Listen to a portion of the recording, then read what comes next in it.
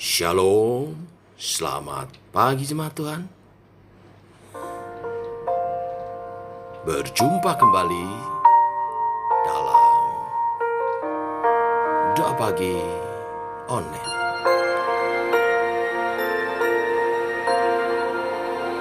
Sudah lunas.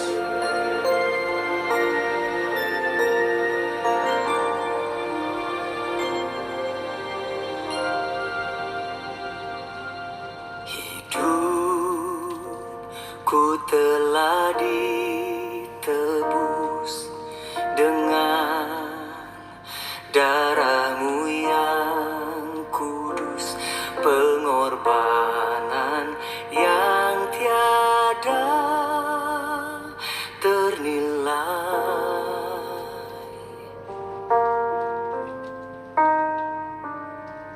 Lunas telah Kau selesaikan, Kau genapi semuanya. Ku diangkat jadi anak-Mu, menyembah-Mu. Ku angkat tanganku, bersyukur padamu. Ku ada hari ini bukan karena ku bisa, tiada penyesalan, tiada kebanggaan.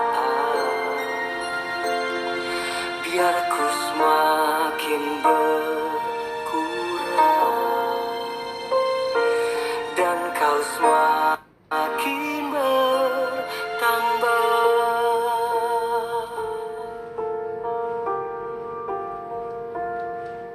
Lunas telah Kau selesaikan, Kau genapi semuanya. Ku diangkat jadi anak-Mu, menyembah-Mu. Ku angkat tanganku, bersyukur padamu.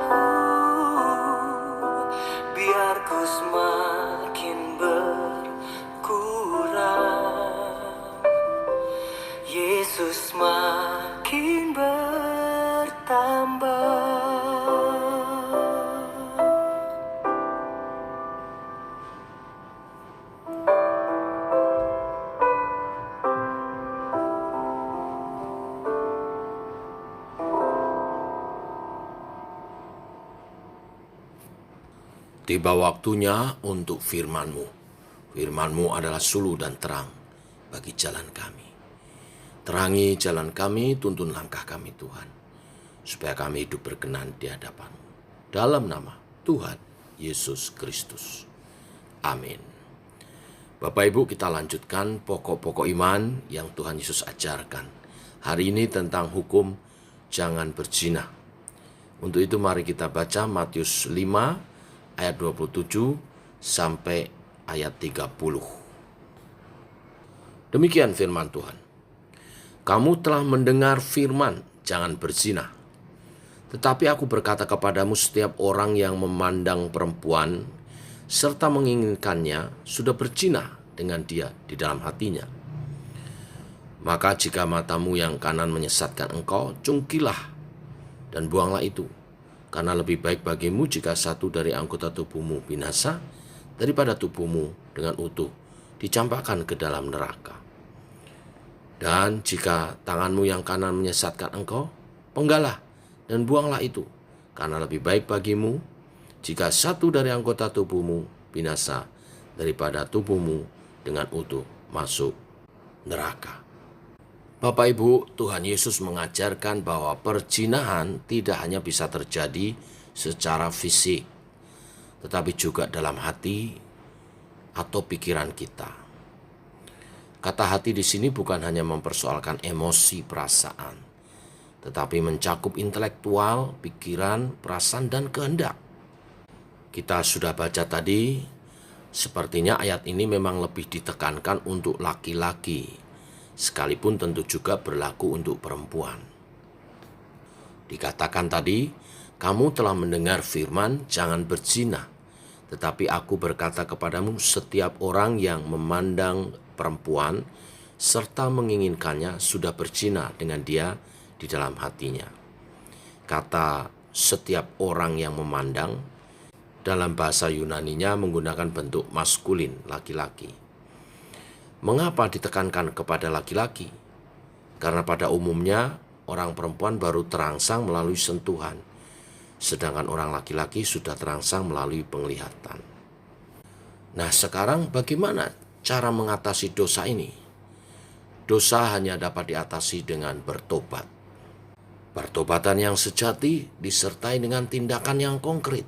Kolose 3 ayat 5 mengatakan, karena itu matikanlah dalam dirimu segala sesuatu yang duniawi, yaitu percabulan, kenajisan, hawa nafsu, nafsu jahat, dan juga keserakahan yang sama dengan penyembahan berhala. Matikanlah dalam dirimu segala sesuatu yang menyebabkan dosa. Di ayat-ayat yang kita bahas hari ini, di ayat 29 dikatakan, maka jika matamu yang kanan menyesatkan engkau, cungkilah dan buanglah itu. Karena lebih baik bagimu jika satu dari anggota tubuhmu binasa daripada tubuhmu dengan utuh dicampakkan ke dalam neraka. Dan jika tanganmu yang kanan menyesatkan engkau, penggalah dan buanglah itu. Karena lebih baik bagimu jika satu dari anggota tubuhmu binasa daripada tubuhmu dengan utuh masuk ke neraka. Ayat ini tidak boleh diterjemahkan, diartikan secara harfiah. Tetapi kita tafsirkan dengan paralel Kolose 3 ayat 5 tadi. Matikanlah dalam dirimu segala sesuatu yang menyebabkan dosa atau membawamu ke dalam dosa. Matikanlah artinya apa? Nonaktifkan, jangan beri akses. Jadi bukan berarti dicungkil beneran saudara atau dipenggal beneran. Tapi nonaktifkan fungsi matamu ke arah dosa itu. Nonaktifkan fungsi tanganmu ke arah dosa itu. Kalau mata yang menyebabkan kita jatuh dalam dosa perzinahan, jangan melihat hal-hal yang mendorong kita jatuh dalam dosa perzinahan. Kalau tangan yang membuat kita jatuh dalam dosa perzinahan, jangan gunakan tanganmu untuk digunakan kepada arah-arah menuju dosa perzinahan itu. Konkretnya bagaimana? Yang pertama, kita harus menjauhi godaan, pencobaan itu. Dalam doa Bapa kami, kita diajar janganlah membawa kami ke dalam pencobaan. Kita sering berdoa seperti itu, tetapi dalam tindakan kita justru mencari pencobaan. Kita mendekat-dekat. Ya, akhirnya kita jatuh dalam dosa. mengatasi dosa perzinahan, yaitu harus lari menjauh. Seperti Yusuf saat digoda oleh istri Potifar, dia lari meninggalkannya. Seperti juga dicatat di Ayub 31 ayat 1, aku telah menetapkan syarat bagi mataku, masakan aku memperhatikan anak darah? Jangan perhatikan, hindari. Hal yang kedua, saudara, mengatasi dosa perzinahan, yaitu kita mesti menyibukkan diri dalam pelayanan dan mengisi pikiran kita dengan hal-hal yang baik.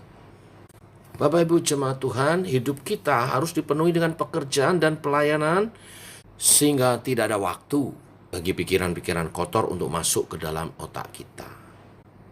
Ingat, 2 Samuel 11 ayat 1-2 mencatat Daud jatuh dalam dosa perzinahan gara-gara dia menganggur, dia tidak ikut berangkat berperang.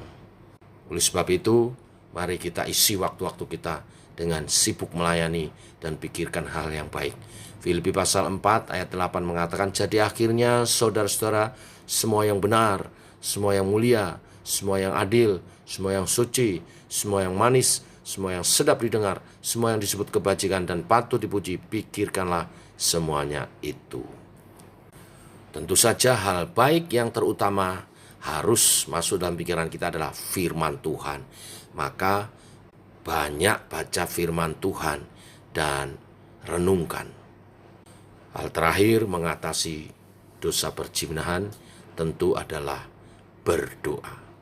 Karena doa jelas merupakan sesuatu yang sangat efektif untuk mengatasi segala macam dosa. Kalau kita menyadari dosa ini menjadi kelemahan kita, mari banyak berdoa Bapak Ibu. Banyak berdoa, sedikit berdosa. Sedikit berdoa, banyak berdosa. Biarlah kebenaran firman hari ini memberkati kita dan membentuk karakter kita makin hari makin serupa Kristus. Tuhan memberkati. Shalom. Mari kita berdoa.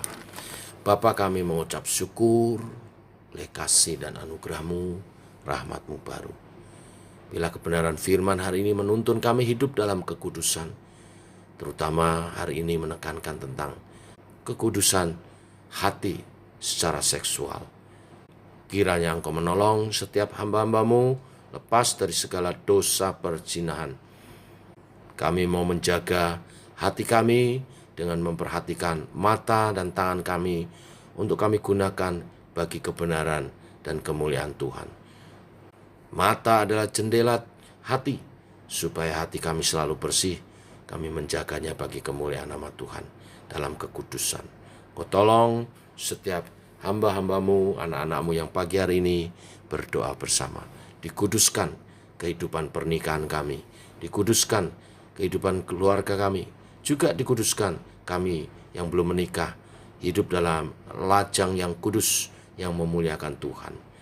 Dan Engkau akan membimbing untuk setiap kami yang masih lajang, berjumpa dengan pasangannya yang terbaik, dan membimbing dalam pernikahan kudus, membina rumah tangga yang bahagia, yang kudus dan berkenan di hadapan Tuhan. Berkati setiap rumah tangga, suami istri, orang tua anak, juga keluarga besar dalam perlindungan, kasih sayang Tuhan, keharmonisan, dan sukacita dalam berumah tangga. Terpancar bahagia dalam setiap umat Tuhan dan menjadi kesaksian. Terima kasih Tuhan. Dalam nama Tuhan Yesus kami berdoa, kami bersyukur. Amin. Demikian saudara, doa pagi kita. Jaga kekudusan, jauhi dosa, banyak berdoa, dan pikirkan segala yang baik yang bersumber dari firman-Nya. Tuhan memberkati. Shalom.